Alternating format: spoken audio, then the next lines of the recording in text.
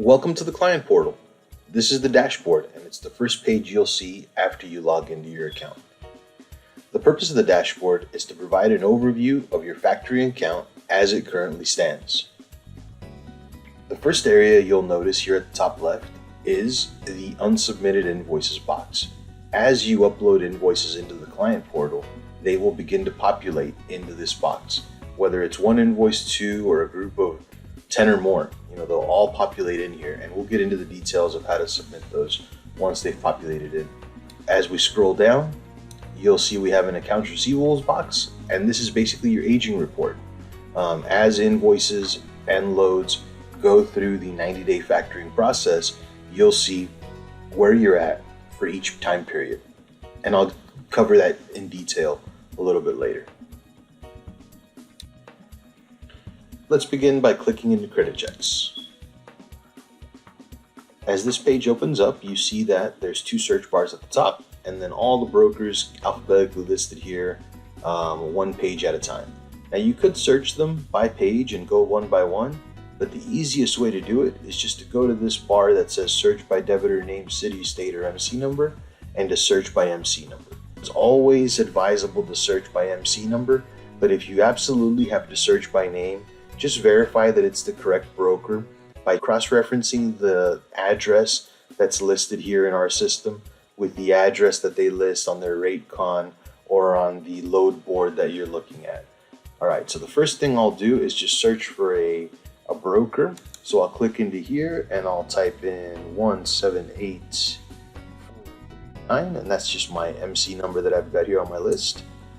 And this is one of the biggest brokers around. It's Landstar. We've got this page here, and if you've got a green box, that means they're good to go. They have a good history of paying on time and paying their loads. So that's Landstar. Out, and then let's go to one that doesn't have such a good history. 2906. So Heavy Haulers has a bad history of paying on time. And actually they are no buy denied for purchasing because. So if you search for a broker and you get this message pop up, it's a no-go for us. We cannot fund this broker.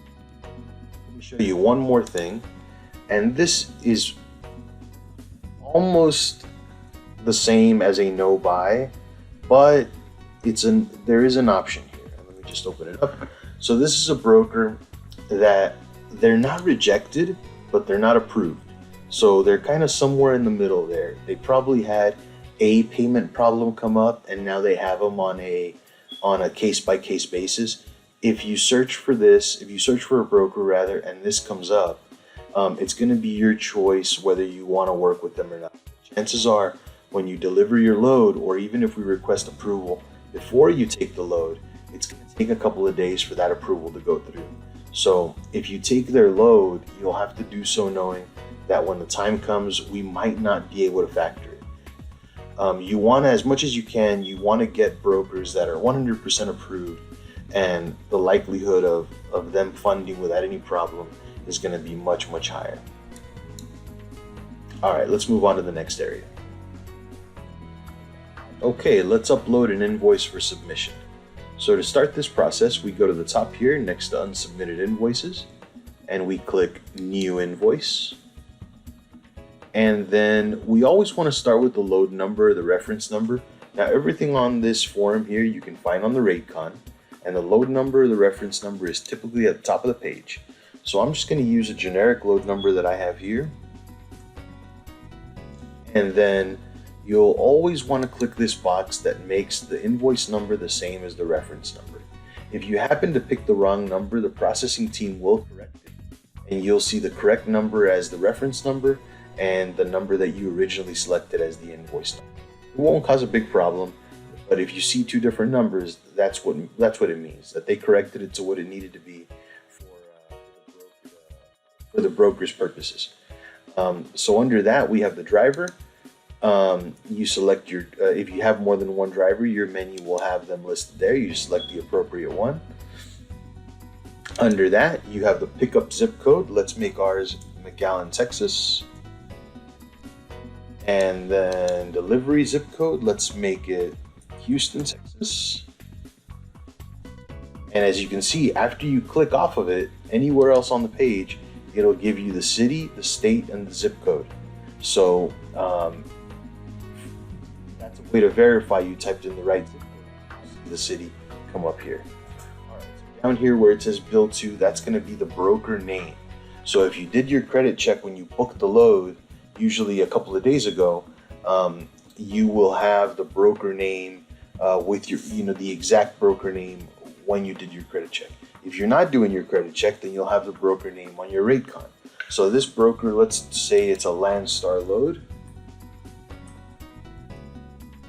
As you can see, there's a few different Landstar options. So you'll want to look at the rate con closely to see which Landstar was the one that you. And one way to verify is if you see their address comes up here. So if you see they're from Rockford, Illinois, just confirm that that's the broker with that address on the rate con. Typically the broker will have his address under his company. So that's just a quick way that you can make sure if you have a broker with multiple names that you have the right one. Equipment type, go ahead and select hotshot. If one of these others qualifies for you, select the one that qualifies. Line haul is the rate. So let's say this Landstar load was paying us $2,500. We'll put $2,500. Less advance amount is any advance, fuel advance, or cash advance that we got on the load. Detention amount is any kind of detention pay that was paid. And then this one here usually does not apply to us. The last step of the process is to upload your rate con and your BOL. So here is a sample rate con that we're going to click and drag over. And then we'll click over to BOL because our rate con uploaded successfully. So we'll click over to BOL and we will bring over a sample BOL and click and drag it over. And it uploads pretty quickly. And now we verify we have our rate con, we've got our BOL, we've got everything filled out, our reference number, same as our load number. We've got our driver selected, we've got our pickup, our drop off, we've got the date, we've got our broker approved, flatbed hotshot, and the rate for the load, our documents, and we're good to go. So the next thing to do is hit save invoice. And as soon as that invoice saves, it populates into this unsubmitted invoices tab box. If you have more invoices to upload, they'll all populate in here. So whether you have 1, 10, or 20, they'll all be in this area. When you're done uploading them all, you can individually select each one of their checkbox, or if you have a big group, you can hit this box up here and it'll select all of them for you. And then you just hit, let's see here, and then you just hit submit batch. If for any reason your invoices are selected and submit batch is not open, like just happened to me there, just unselect them, select them again, and then you should be good to go. When you hit submit batch, you'll have 3 options here. Rush advance is a 24-hour pay. So this means we are sending the load in for approval. We will get the funds today and we will transfer them today to you, money in your account tomorrow.